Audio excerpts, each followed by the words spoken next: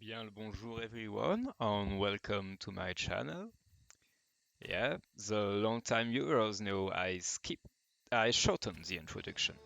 I did that because it's too long, it's just plain too long and not gonna lie, I am late. I wanted to make a bunch of videos a while ago already, but I'm gonna talk a bit about my life now. I have two works, I drive 2 hours a day to go to those works. I have a newborn baby, and yeah, it's a bit tough. So now I am very late. I wanted to make a video about leadership, my prediction for leadership, and now I will look like a bozo because I was gonna predict Philip the second skill. But that's topic for another video. But because the skill has been revealed, now I will just look like, yeah, as I said, a bozo pretending, yeah, I knew this was gonna happen, but I will say it afterhand. So yeah, sad for me. So yeah, there is a Philips second video coming very soon. And I also wanted to talk about the siege meta, um, and basically what I was. The big idea is siege is bad and must be bad. So that again, now that we know that Stefan is bad, I will again look like a bozo saying, yeah, I knew he was gonna be bad.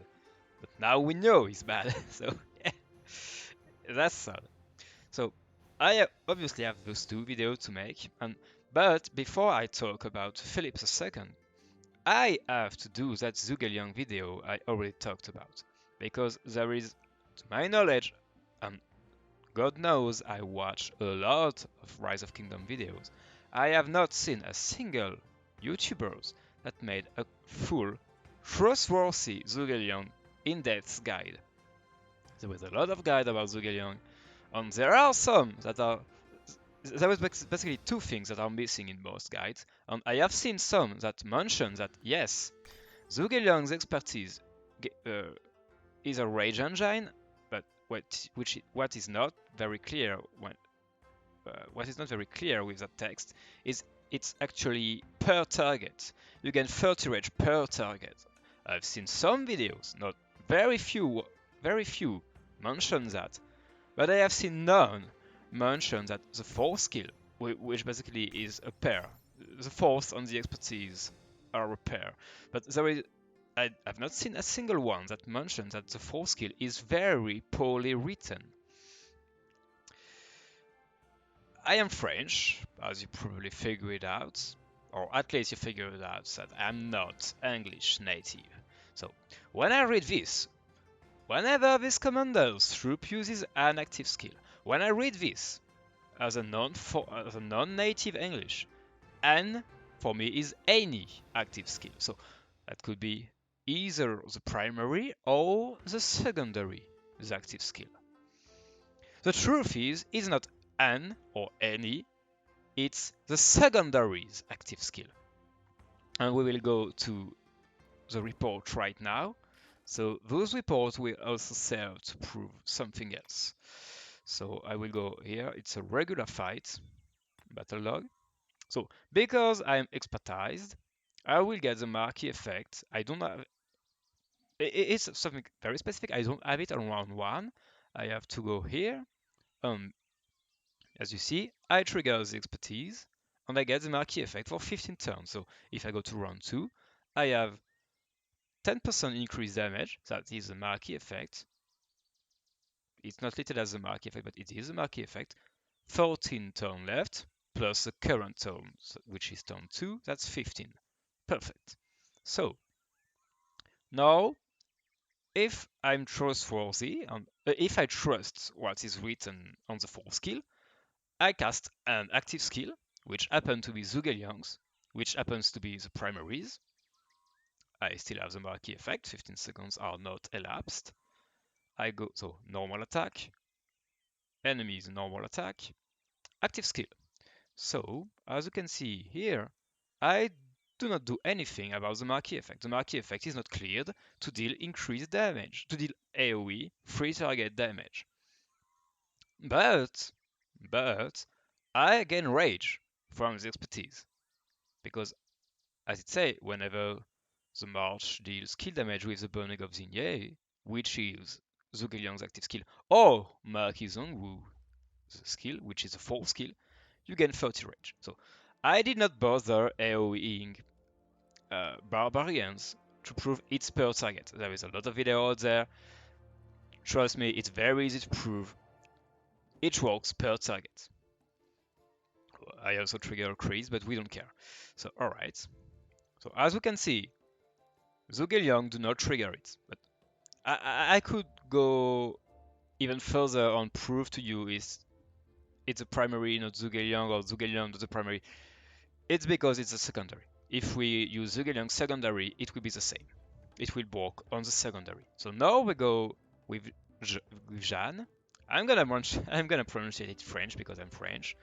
So I still have the Marquis effect, but in a weird form because the true Marquis effect is actually 10 seconds.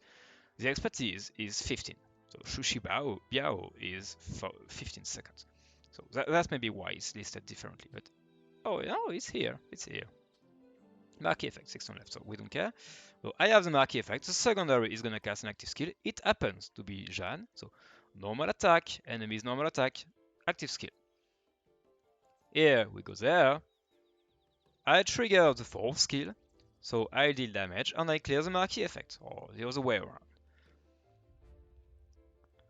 As I said, I could show you other reports where I use Zhugeliang as a secondary, and it would trigger on Zhugeliang's active skill because it would be secondary. It is a secondary. Again, I gain rage from the expertise because I did damage with the 4th skill, Marquis Zhongwu, and it would be per target. Would I be hitting several targets? Alright, so now because it's Jeanne, on Jeanne's 4th skill double cast her active skill, I have a second of downtime, and I have the second cast. So if the truth is actually, yeah, it's a secondary's active skill, Jeanne would be the very best pair for Zhugeliang. I'm in a KVK with an artifact, so maybe it is the most broken pair in the game. And surprisingly, it is not, because the that skill is not as it goes even further in a bad written way. There was a cooldown, an unlisted cooldown, because now if I get back here in that report, so those ones are gonna be reports where I purposely let downtime in between. So that's Zhugeliang, that's Jeanne second, where I purposely put more time in between those two's activation. Because if we go here, I do not have the Marquee effect. I do not have the Shushi Biao effect for some weird reason, but I want to make sure I do not have. Sorry about that one. I'm deeply sorry. It probably break your heart. So, normal attack. Enemy's normal attack. Active skill. I do not trigger the Marquee effect from the 4th skill. And I should if it actually was the secondary is active skill, as I already fixed what is written. It's not an or any active skill, it's a secondary active skill. But this is the second cast of the secondary's active skill. It is not triggering.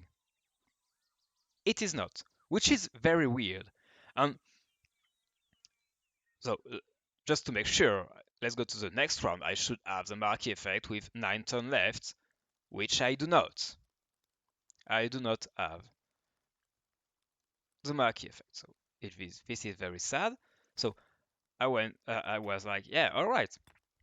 Let's find out the cooldown. There is probably a cooldown. So Jeanne uses active skill. 1 second of downtime. I walked near the barbarian for 1 additional second, then cast it, and I did not get the marquee effect again. We're here, active skill. Again, no 4th skill anywhere, no marquee effect anywhere. And I did it 2 additional seconds, 3 additional seconds, and at some point I was like, hey, if I use a regular cycle, I will at some point use the primary's active skill over again in a regular fight, in a regular 1v1, and use secondary's active skill. So, which I think I did here. So yeah, primary, secondary, downtime, secondary. Because I get so much rage, so downtime, I already have enough rage. If I go here, yeah, I'm going to use Burning of Zhugeliang, which is the primary's active skill. So my bad, sorry, misclick. So here I have 1000 rage, so I'm gonna basically link the first skill cycle with the second skill cycle. So I do not have the marquee effect because there is a weird cooldown. And as you can see, the downtime is 1, 2, 3, 4, 5. And on the 6th second, I cast the secondary's active skill again, which is Jan's first activation. So 6-second cooldown, and as you can see, I will get the marquee effect. I triggers Marquee Zhongwu, which is the 4th skill of Zhugeliang, and I get the marquee effect. So let's go to the next round. I should have it for 9 turns left. 9 turns left, plus the current turn, which is turn 18, 10 turns. Perfect, working as intended. So, as we saw, 1, 2, 3, 4, 5, 6, 7. Yeah, it's 7, 7. Oh, no, my bad. All right. Jan's first activation in the first skill cycle. 1 downtime, 2 downtime. Jan's 4th skill trigger. Do not proc Zhugeliang's 4th skill. So 2, 3, 4, 5, 6. And here I trigger it. So the cooldown is an upward of 5 seconds. But if I go there, I did way more. I did way more than 5 seconds. So Jan's active skill, I consume the marquee effect. Just to make sure, once again, I show it to you. I consume the marquee effect and triggers Zhugeliang's 4th skill, Marquee Zhongwu. So if I go to... my bad. Wait, which one is... Oh, it's a good one. So we were here, I consume the marquee effect, we make sure I do not have the marquee effect, I do not have the marquee effect, alright. So 1, 2, 3, 4, 5, 6, 7, 8, 9, 10. So based on the previous report we saw, we know the spell is not on quote unquote cooldown. If I go there, I do not have the marquee effect. I should get it. I should be getting it. Normal attack, enemy's normal attack, active skill. I do not get the marquee effect. I do not get the marquee effect. It's amazing. That spell, that skill, Zhugeliang's active skill, not active skill, sorry, 4th skill, which again pairs with the expertise, have an eternal cooldown, or maybe, I should say, yeah, there is a, it's not an active skill, it's a secondary active skill's first activation, which is very weird. And yeah, it's very unique. There is nothing that works like this. So what consequence does it have? Well, actually, this has huge impacts on the pairings. First of all, it has to be the primary because he gets rage from both his active skill and his 4th skill, but if he is secondary, because the 4th skill only works on the secondary, if it's secondary, you're stacking those expertise rage generation procs on the same round. So obviously you're gonna overrage. Unless you're in a 1v1 situation, basically on the primary's active skill you do not get any rage from Shu Shibiao. And on the secondary's active skill, which is Zhugeliang's, in that case, you will get 30 rage from Burning of Zhugeliang, 30 rage from Marquee Zhongwu, you will get 60 additional rage. You would not get too much rage, but with Rejuvenate, which would give you 60 rage, you would get in a 1v1 120 rage, with the base 102 rage from a single round, yeah, from a 1v1, I think it's 102, yeah. You will get 222 rage. Alright, that's perfect. Perfect, there is no overrage. Except there is Burning Blood and there is Weather Sharp. So using Zhugeliang as a secondary, even... No, so my bad. If you're pairing him with a primary skill damage commander, which the main culprit here is Ashurbanipal, because there is a lot of people rallying with Ashurbanipal primary, Zhugeliang secondary. This is a mistake. You are overraging every other skill cycle on the very specific round where Zhugeliang uses his active skill on trigger Marquis Zhongwu. So one could argue that's not too much, but it gets worse. When you're rallying with Ashurbanipal Zhugeliang, the main perk is to be, let's say I rally this flag. If I'm standing here because I went from my city to that flag, I'm AOEing everything there with Ashurbanipal, everything in that whole circle. So if when Zhugeliang uses his active skill on every other skill cycle again, it's gonna trigger Marquis Zhongwu.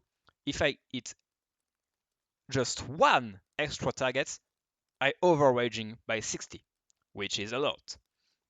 If I trigger my horn on Zhugeliang's active skill, the every other skill cycle where I also trigger Marquis Zhongwu, I overrage.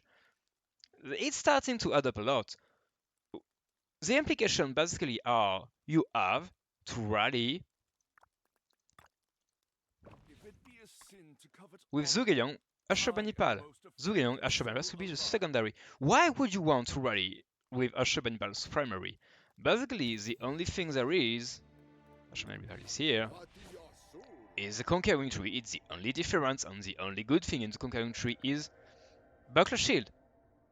And sometimes you see Moment of Triumph, but there is way too many good things up there to pick, so at best there is that. So yeah, 9% less counterattack damage. Or a lot of wasted rage.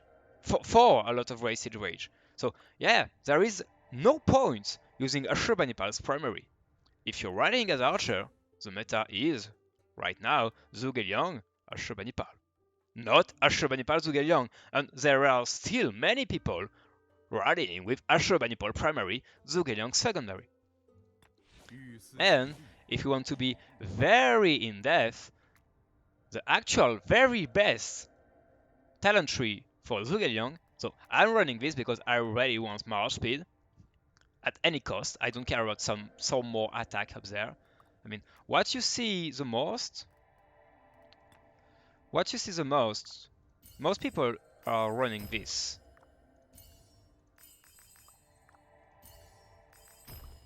Here, yeah, maybe this. So that's the base, and now you will see a lot of people running this. Attack or attack, it's the same. 1% here. Here I have 1%. Here we have 1%. It's the same. So yeah, whatever. I put a point here. So that will basically what you will see on most guides. This is garbage because here I get attack.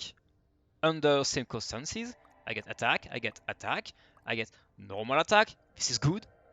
This is good. Alright, this is good, but this is not amazing. I'm running archers. Archers are about skill damage.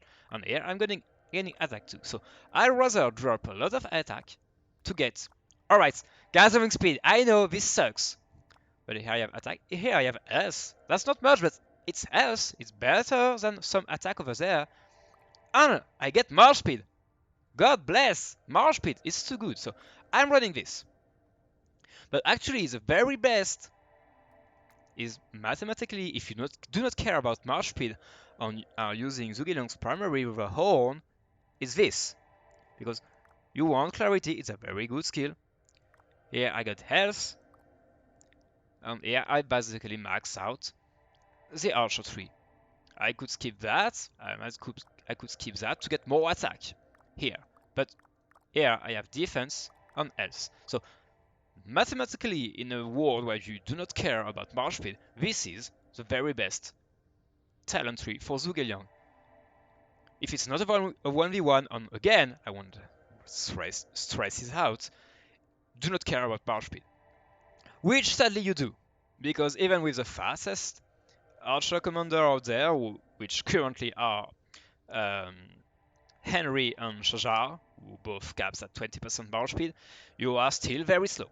So, and you still lose the perk of feral nature. Alright, if you go the feral path, this one or this one, you will overrage sometimes. But hey, proccing your active skill one turn earlier on the first active skill cycle is hard to evaluate. In a 1v1, yeah, no, even in 1v1, I do not know if it's good or bad, because yeah, you will overrage so much in a 1v1 where you go up to when you go, yeah, until sad phase. I can't even tell if it's good or bad. So yeah, as you see, it's very hard to evaluate. But I know a lot of people like feral nature, and I do like feral nature. So that's what I'm running. I'm dropping a good chunk of attack, alright, but I'm getting feral nature, and I'm getting the march speed. That's what I run. I know that this is what most people run. If you're running this, to be honest, you should be running this. And if you want the mathematically quote-unquote correct one, you should be running this. Because with Zhugeliang as a primary, every primary skill activation, you will get extra rage from Zhugeliang's expertise. If you hit 2 targets, you basically get a skill tree maxed out rejuvenate. If you hit 5 targets, you get more. You get 30 rage times 5, you get 150 rage. That's basically, you overrage. If you hit 5 targets with Zhugeliang's active skill, you overrage every skill cycle as a primary. On the secondary active skill, you can hit an upwards of 3 targets, that's 90 rage from Zhugeliang's expertise. Every other skill cycle. So every other skill cycle, you are overraging. If you hit 3 targets and have rejuvenate, you will overrage. So do you want rejuvenate or not? It's up to you. Do you want feral nature or not? It's up to you. But this is theoretically, I can't pronounce that word. It's on paper that's the best build. On paper. If you do not care about march speed and you never want to overrage. Unless there is some unlucky on activation, on procs, on the very worst round, which would be Zhugeliang's active skill as primary. So that's it for Zhugeliang's guide. And I hope it was clear enough and not too long. I think we're reaching the 20-minute video. It's very long, but hey, it's the only video where you will find that information, hopefully. So hey, it's worth paying, I hope. Thank you for watching. My next video will be about Philippe or maybe Shajar. There was a test I want to do about Shajar. Hey, you know what? The video is technically over, but we will do a test with Shajar. Because I'm in KVK, my KVK is very soon down. I have maxed out crystal technology for, my bad, for attack on archers. And I want to see if there is a cap. So again, this is bonus. You can just leave if what you cared is was Zhugeliang. If I go to Shajar, which should be here. So the new mighty healing true damage commanders have that part, that very specific part.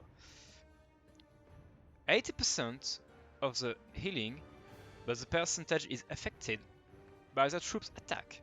So this was meant so that you couldn't heal an insane amount of units with T1s, because you heal more, because lower tier units have less health, you heal more units if they are lower health.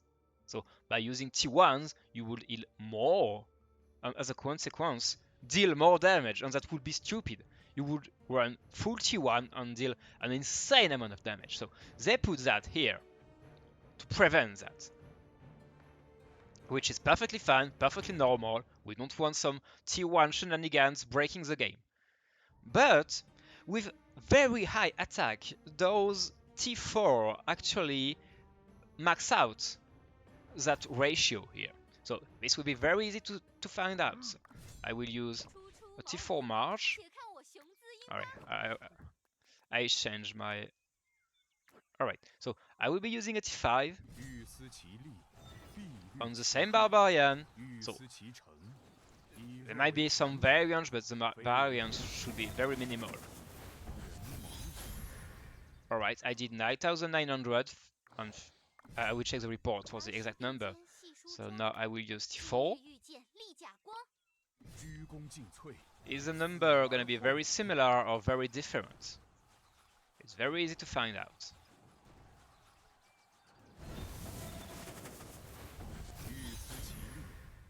Yeah, 7,000. So even with a very high attack, so let's be sure it was not Zhugeliang's force keys that was messing around. So Zhugeliang's active, Shajar's active. Alright, normal attack, enemy's attack, active skill. So, alright, it's not in the active skill, it's there. Added 7,300 to the same bulb with T4 and with T5 again. Shajar's active, I go there. I did 9,000. So even with a very high attack from the maxed out crystal technology, I do not reach a potential cap. So because the numbers are very apart from each other. I mean, we are in the realm of 7,044 on 9,000 behind, almost 10,000 for T4, 45. I assume there is no there is no cap on that ratio. So yeah, this is a very bad commander if you're using T4 to trade better. And yeah, I mean, it's interesting to know that if you're running Shajar, you basically have to run T5 or you're severely nerfing yourself. Like yeah, there was basically 20% differential. Oh, sorry. In the same report, let's just look at what Zhugeliang did. Zhugeliang with T4 dealt 19,000 with T4, and if I go with T5, battle log, I dealt, wait, what?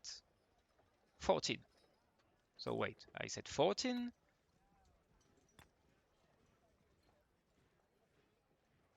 Oh no, my bad. That's 14 with T4, and that 19 with T5. So now, 1 second please. If I go pick up a calculator, alright, and I do 19,000 divided by 14, I basically have 35%. So yeah, we're in the same realm. We had basically 20%, 30% for Shajar's differential. So yeah, the differential is actually higher on skill damage. So hey, maybe Shajar's T4 is actually better.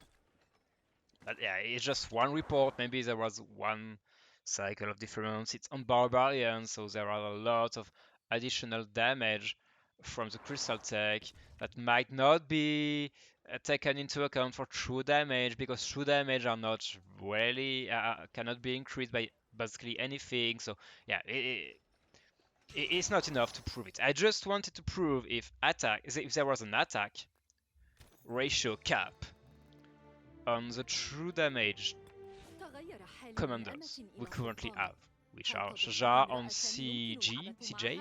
No, CY, sorry, CY on Shajar.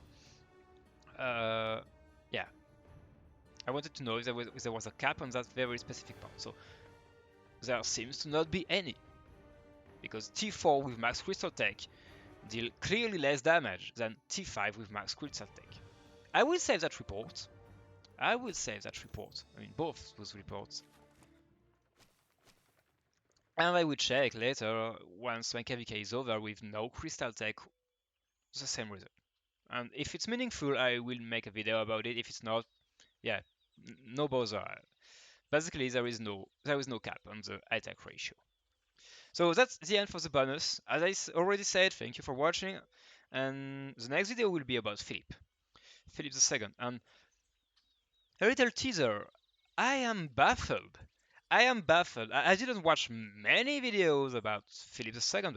So far, I am baffled to see that no one mentioned Luce as the very best pair. This is obvious.